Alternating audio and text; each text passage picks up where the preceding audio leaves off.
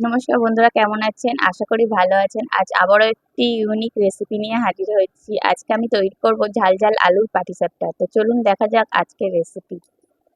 আমি এখানে নিয়ে নিয়েছি 6টা আলু, যেটা আমি সিদ্ধ করে ছাড়িয়ে রেখেছি।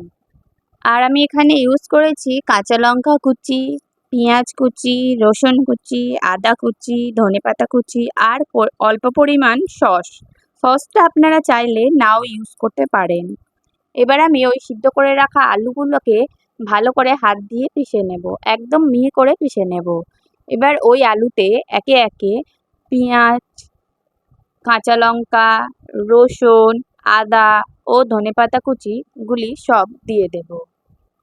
আর সসটাও দিয়ে দেব।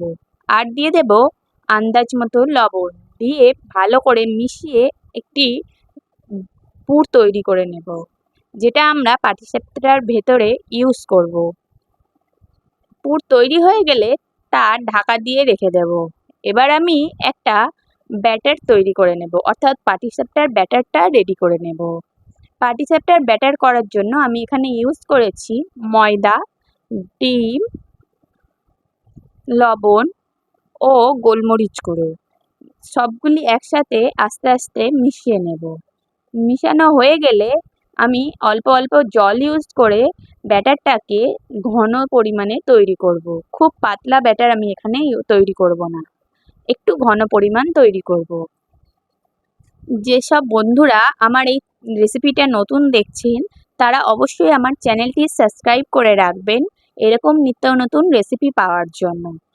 আর যারা অলরেডি সাবস্ক্রাইব করে রেখেছেন, তারা অবশ্যই একটি করে লাইক করে দেবেন আর কমেন্ট করে জানাবেন আমার রেসিপি আপনাদের কেমন লাগছে।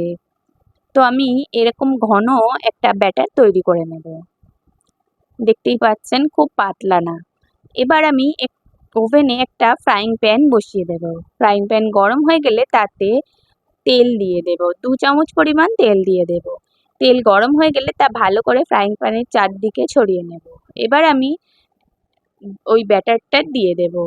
দিয়ে ব্যাটারটা রুটির মতো চারিদিকে ছড়িয়ে দেব। দিয়ে পুরটা দিয়ে পাটিসাপটার মতো ভাঁজ ভাঁজ করে ভালো করে এপিঠ ওপিঠ ভেজে নেব। তো তৈরি আমার ঝাল ঝাল আলুর পাটিসাপটা।